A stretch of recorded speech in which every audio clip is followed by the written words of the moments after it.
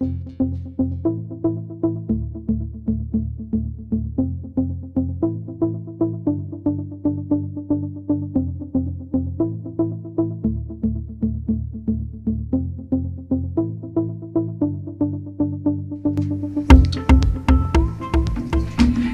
tardes a todos, bienvenidos a este flaxo especial sobre acción estratégica no violenta. Mi nombre es Cecil Muli. Hoy tenemos con nosotros a 4 participantes del programa regional sobre acción no violenta estratégica organizado por Flaxo, la Universidad Católica del Ecuador, el Centro Internacional sobre Conflicto No Violento y la Fundación SEMPROC. Esos participantes tienen una importante trayectoria como activistas en su respectivo país. Tenemos Dixon de Honduras, Yamile de Venezuela, Harold de Colombia y Liz de Ecuador. Hoy quisiéramos que compartan con nosotros sus reflexiones sobre los procesos de resistencia no violenta frente a diferentes tipos de problemáticas, la extracción de recursos naturales en territorios ancestrales, tendencias autoritarias de gobierno, corrupción y violencia armada. Bienvenidos. Dixon, a ver, cuéntanos, ¿cómo decidiste involucrarte en el activismo? Muy buenas, estimada doctora Cecil, es un placer estar acá en su país y en este programa tan prestigioso. Sobre todo empecé en esta jornada en mi país desde que los garífunas y los líderes comunales empezamos a defender nuestros territorios y nuestras tierras, y también diferentes acontecimientos políticos como fue el golpe de Estado en el 2009, también la lucha magisterial de derechos de los maestros, y también sobre todo en los procesos democráticos hemos estado liderando de manera pacífica, de manera no violenta, con estrategia y acciones de acuerdo a la disciplina no violenta. Liz, ahora cuéntanos tu experiencia. Bueno, buenas tardes con todos, con todas, con los oyentes, con quienes nos ven a través del Facebook. Bueno, yo me involucré en el activismo más bien de manera paulatina. Yasunidos estalla cuando el gobierno nacional decide aprobar la explotación del Parque Nacional Yasuní. Entonces yo los veía de lejitos, así como las zapateadas, las acampadas, las desveladas, la recolección de firmas, que fue crucial. Ahí participé un poquito y así me fui metiendo hasta que en septiembre del 2016 hubo una sesión del Consejo Cantonal de Cuenca, en donde como Yasunidos se exigía que se declare el Cajas libre de minería metálica. Entonces creo que esa fue como el día en el que empecé a participar más activamente, y desde ahí estoy con Yasunidos Guaponel y con Yasunidos a nivel general. Ya, muchas gracias, Harold. Hola Cecil, buenas tardes y a los amigos de Venezuela, de Ecuador, de Honduras. Muchas gracias a Flaxo por esta invitación. Yo nací en una finca cafetera en el municipio de Samaniego, en el departamento de Nariño, al sur de Colombia. Y desde que tenía 14 años, cuando ejercía el liderazgo estudiantil, comenzamos a articular con el sector campesino, con el sector popular, con el sector de comerciantes, una posibilidad de resistencia frente al tema de la violencia estructural, frente al tema de la pobreza, y por supuesto para sacar de nuestro municipio varias tendencias de corrupción y de politiquería. Desde aquella época, siendo adolescente y en el transcurso de toda la vida, hemos participado en diferentes actividades sociales, culturales, deportivas, populares, de vivienda y de todos los sectores, hasta llegar a constituir una propuesta de tejido de paz para luchar contra la violencia armada y las otras formas de violencia en nuestro territorio. Es una gran cantidad de tiempo y de mucho conocimiento de muchísimas personas que le han aportado mucho al proceso de liderazgo en el sur de Colombia. Ahora, Yamile, cuéntanos. Muchísimas gracias, Cecil, de verdad que agradecida de esta oportunidad que me das, y a todos ustedes de verdad gracias por acompañarme. Pues mi involucramiento en el activismo nace desde el momento en que yo, como ciudadana de mi país, decido activarme en la comunidad donde vivo y activarme en pro de los beneficios y de los derechos ciudadanos que todo ciudadano tiene en su país, como es la seguridad, como es la vialidad de su comunidad, los servicios públicos, etcétera, ¿no? Y así comienzo en pequeña escala en lo que yo llamo mi metro cuadrado, el activismo social en mi metro cuadrado, que es mi espacio más cercano. Eso se expandió a mi comunidad, y luego a la ciudad, y finalmente hubo un cambio allí y un brinco que viene dado básicamente por la coyuntura país que tenemos en este momento, y es cuando decido que ese activismo pues tenga una connotación ya directamente enfocada hacia lo que es el activismo social, pero con visión política. Y pues hoy en día estoy con una diferente visión, involucrada y siendo protagonista de este paso en la historia que tenemos en Venezuela, y queriendo escribirla y no dejándola en manos de otros. Muchas gracias, Yamile.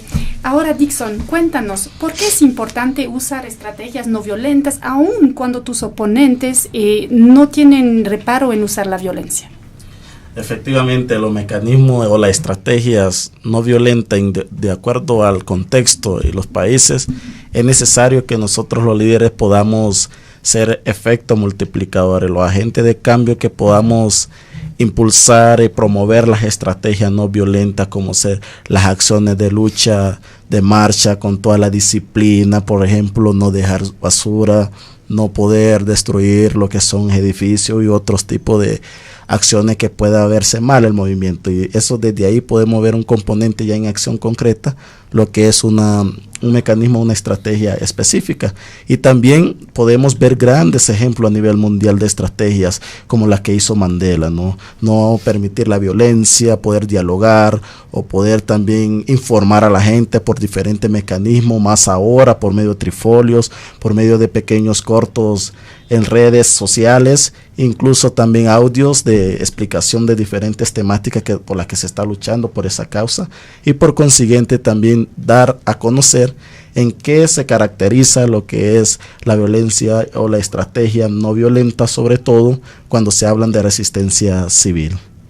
Muchas gracias. Ahora, Liz, cuéntanos un poco cómo se han ido organizando en Yasunidos y cuáles han sido, desde tu punto de vista, sus principales logros. La organización de Yasunidos yo considero que ha sido siempre súper espontánea, y en esa espontaneidad se ha ido dando una ética de sinceridad, si se puede decir así. Siempre ha sido una cuestión también democrática de ver las problemáticas que nos están afectando, y la mejor manera de hacer un activismo para que esas problemáticas no vayan más allá y signifiquen ya se concreten como en el plano más real. Yo creo que algunos de los logros, va desde tanto al nivel interior de la organización como al nivel exterior, es construir afectividad.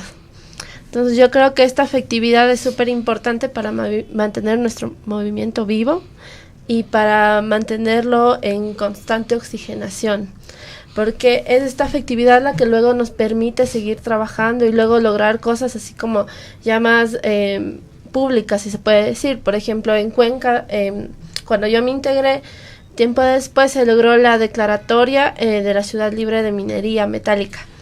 Entonces fue un paso súper importante, pero también hay unos logros previos a mi integración en Yasunidos a nivel general.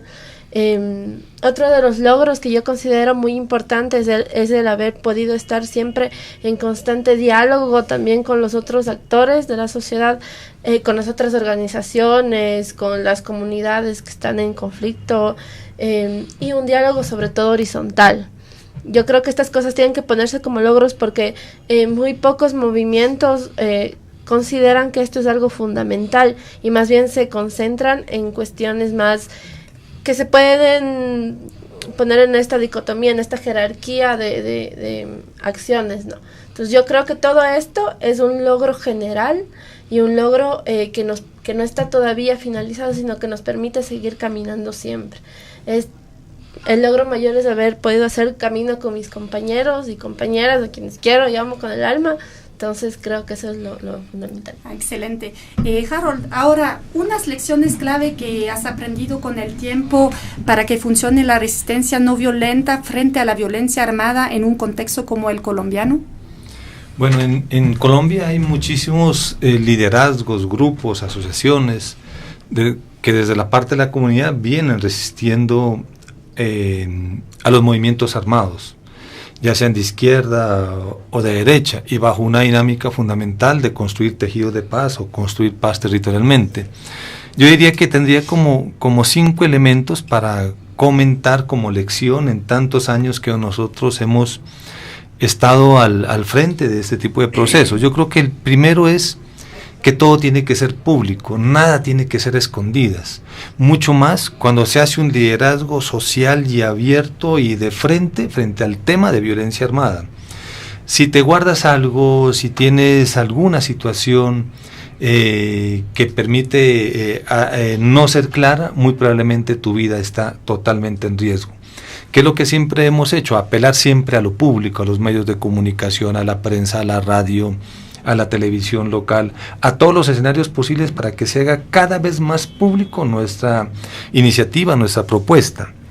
De igual forma, como segunda lección, en el gobierno o fuera del gobierno, y hablamos de la alcaldía municipal, algo que nosotros podemos compartir como lección es que todo se hacía a través de presupuesto participativo en el tema de los recursos. El presupuesto municipal se lo manejó a través de asambleas comunitarias para definir qué necesidad más importante era, y eso hizo que los grupos armados respetaran ese tipo de situaciones. Y yo creo que el presupuesto participativo en el contexto del conflicto armado en Colombia es una de las situaciones más importantes para reducir el tema de la violencia. Pero también en el tema de la comunidad, lo más importante es que las decisiones puedan ser en espiral, en circular, no vertical, o sea, decisiones democráticas. Un tercer elemento es que para nosotros fue importante no militar ideológicamente ni en la izquierda ni en la derecha. Cuando tú haces una resistencia no violenta, en el caso frente al tema del conflicto armado, si lo tomas desde la izquierda o si lo tomas desde la derecha, y lo que haces es parcializarte a un lado del conflicto. Nosotros lo que hemos hecho es ampliar cada vez más el espectro, el espacio, no político, no ideológico, sino social y comunitario, y más bien pensar en lo territorial. Entonces yo creo que lo primero es lo público, lo segundo lo democrático, lo tercero lo territorial, y que las decisiones, por supuesto, sean mucho más colectivas. Yo creo que el otro elemento es la constancia, ser perseverante en las dinámicas de trabajo, en las dinámicas de resistencia, a pesar de las dificultades, siempre estar en la dinamización de mantener un discurso, una coherencia, una narrativa, y allí la constancia es fundamental, y ese hilo de coherencia es lo que te genera credibilidad y confiabilidad. Y lo quinto sería la articulación. Nada es posible si actúas solo o sola. Tienes siempre que articular, y esa es la quinta lección: articular con los gobiernos, con las instituciones, con la cooperación internacional, con las universidades, con las diferentes organizaciones, con las comunidades. Entonces son elementos fundamentales de que en la lucha no las puedes hacer solo, sino que tiene que ser en colectivo y en conjunto. Muchas gracias, Harold. Ahora, Yamile, ¿cuáles son para ti algunos de los principales desafíos para los activistas en la situación actual en Venezuela?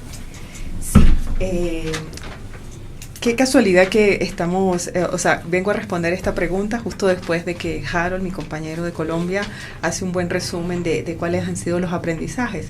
Y justamente creo que uno de los grandes desafíos está en relación a eso que él mencionaba del ser público, y que ayuda tanto, y creo que lo puedo llevar al contexto nuestro en términos de que no podemos hacer público muchas cosas porque justamente tenemos una hegemonía comunicacional tremenda, hay un blackout comunicacional en el país, lo cual figura para nosotros y representa un tremendo desafío porque, debemos trabajar en función de construir mensajes de esperanza, mensajes de unión, de una manera efectiva, pero luego no tenemos los mecanismos y las vías abiertas para lograr hacerlo, de manera tal que un eje central de cualquier activista es comunicarse, y comunicarse con sus colegas, con sus afines, con los grupos con los que quiere interactuar, y adentro o fuera del país, y por tanto para nosotros eso es un gran desafío en este momento.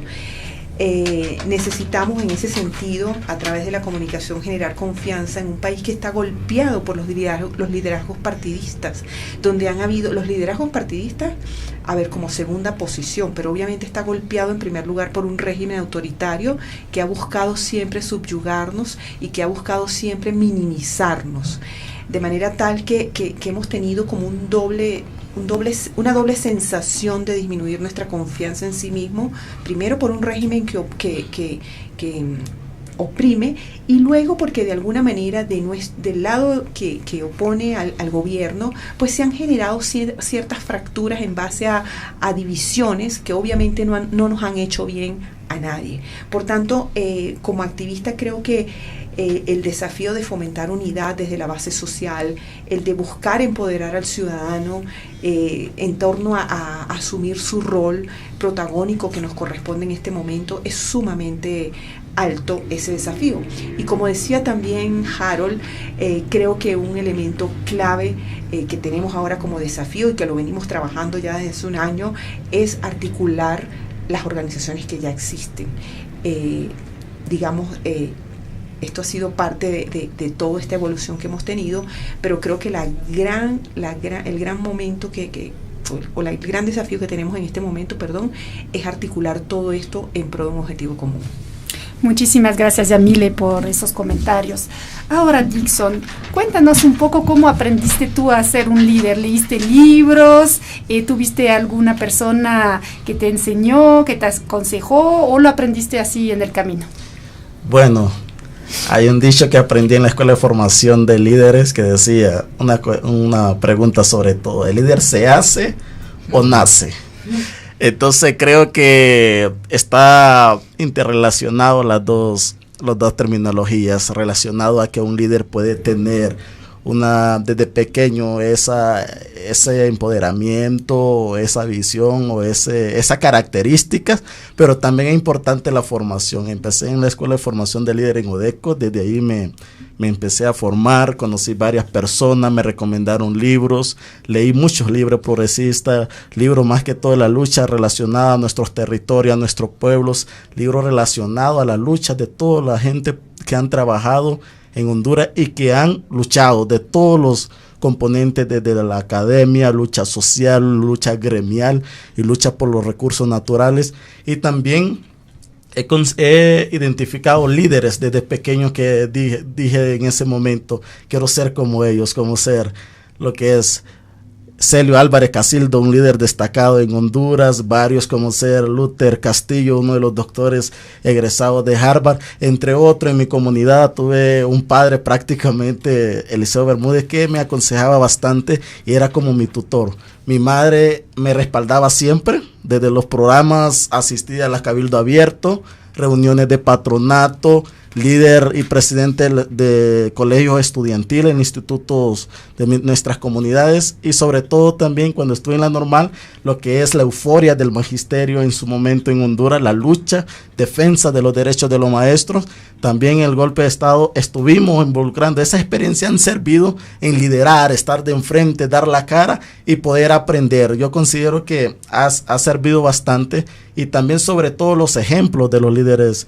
mundiales, Malcolm X, por ejemplo, Martin Luther King, Mandela, Rosa Parks, son líderes destacados. En Honduras, una emblemática que la mataron, Berta Cáceres, una maestra que nos ha enseñado mucho acerca de cómo proteger, cómo conservar nuestros recursos naturales. Y también desde los movimientos estudiantiles, los ejemplos de lucha de los movimientos estudiantiles en Honduras, en mi universidad, han servido también para poder adquirir experiencia y desde ese enfoque defender nuestros derechos como tal. Leí libros relacionados a la economía, leí libros relacionados a la política, leí libros relacionados a la lucha social, como había dicho anteriormente, al ambiente, que es mi área de pregrado, que también me ha permitido tener un contexto general de todo un poco.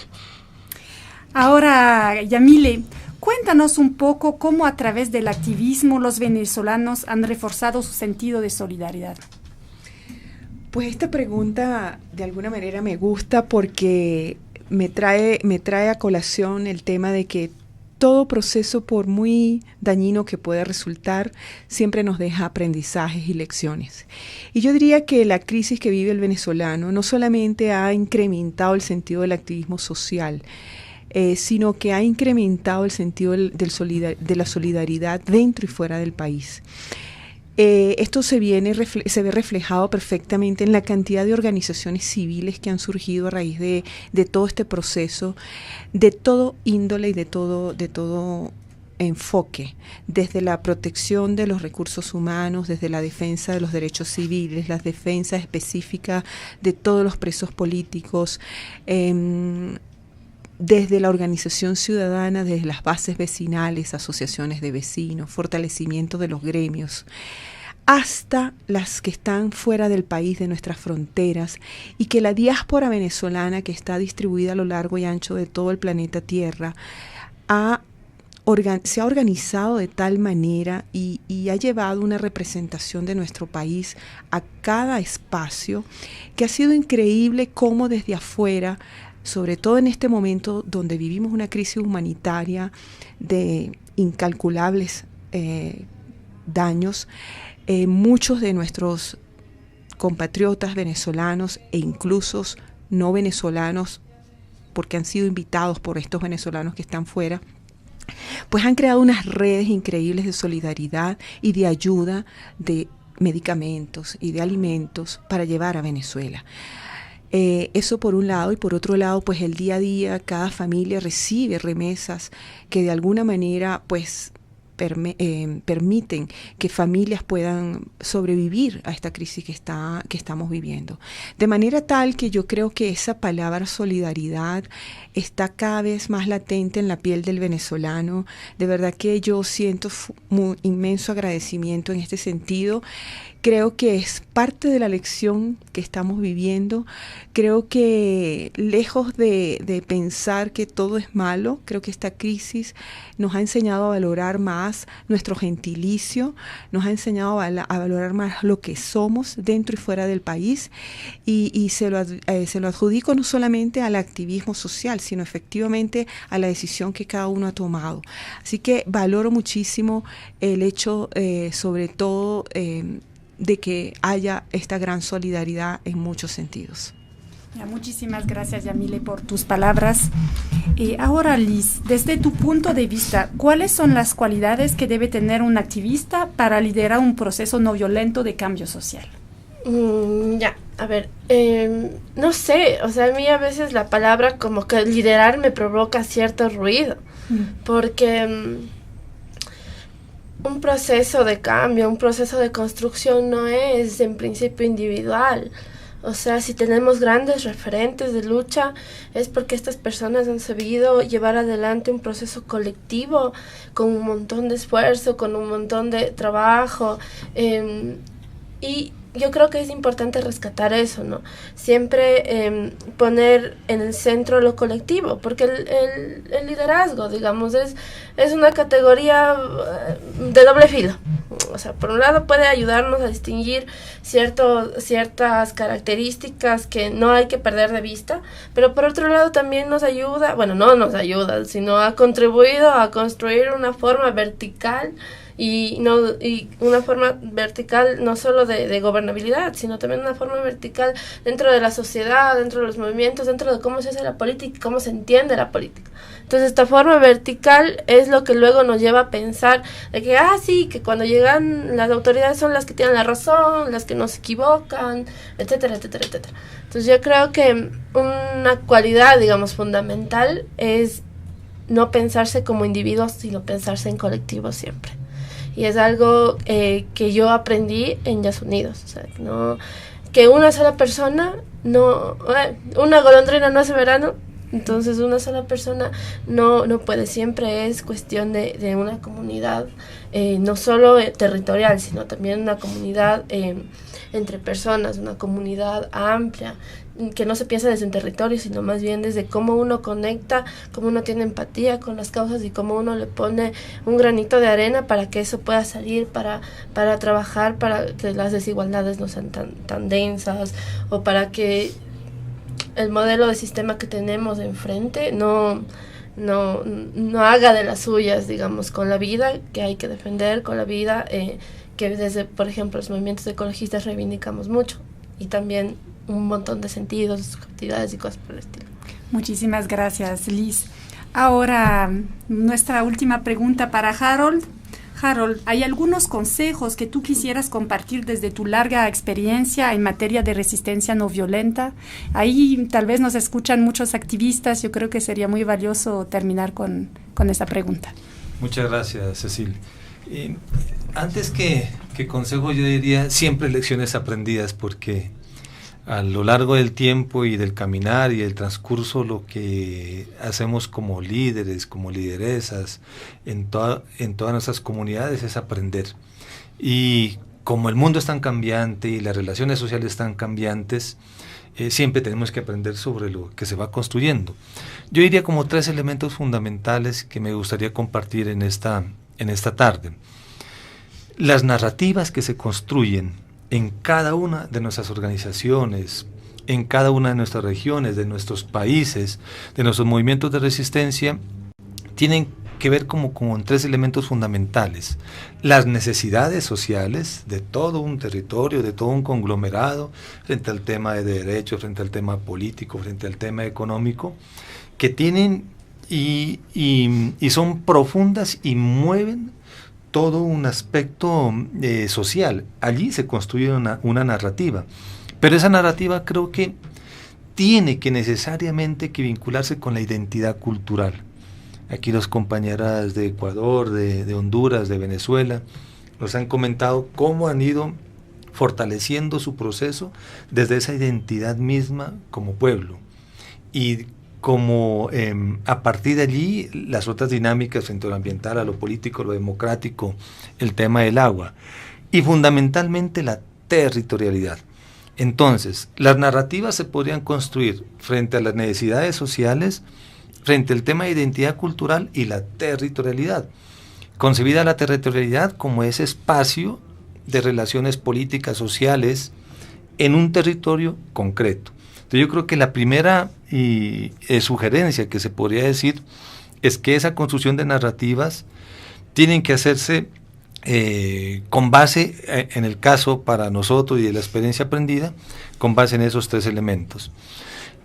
Otra segunda sugerencia puede ser el tema de las redes. Yo me voy muy contento con esta invitación de Flaxo, porque conozco más de fondo el problema venezolano. Lo conocí en la frontera, en Rumichaca, con grandes filas de venezolanos cruzando la frontera, y uno diría, caramba, lo que se hay en las noticias en Colombia son diferentes con lo que pasa realmente en la frontera. Pero también uno se va contento conociendo las dinámicas de la juventud ecuatoriana frente al tema de la biodiversidad. Ayer, cuando Liz y el señor Melo hablaban sobre el tema de la biodiversidad, hay algo en Colombia que lo estamos trabajando y que lo decían ellos, que es el territorio como ser vivo. Entonces mire que allí uno entiende que los discursos y las narrativas que está construyendo en Colombia son similares a las narrativas de Ecuador. Y por supuesto, por ejemplo, lo que dice Dixon en el tema de educación, de cómo él, desde su andar, de su transitar de liderazgo, ha tenido mucho que ver y ha estado muy del lado del tema de lo educativo. Entonces mire, Cecil, y esta invitación, el haber encontrado además liderazgos de Bolivia, del mismo Estados Unidos, de México, nos permite, y como sugerencia y también como aprendizaje, es articular redes. Porque no crea, uno diría que el problema de Venezuela no es similar al problema de Colombia, o que el problema de Ecuador no es similar al problema de Colombia. No, el tema de la democracia está en lo profundo.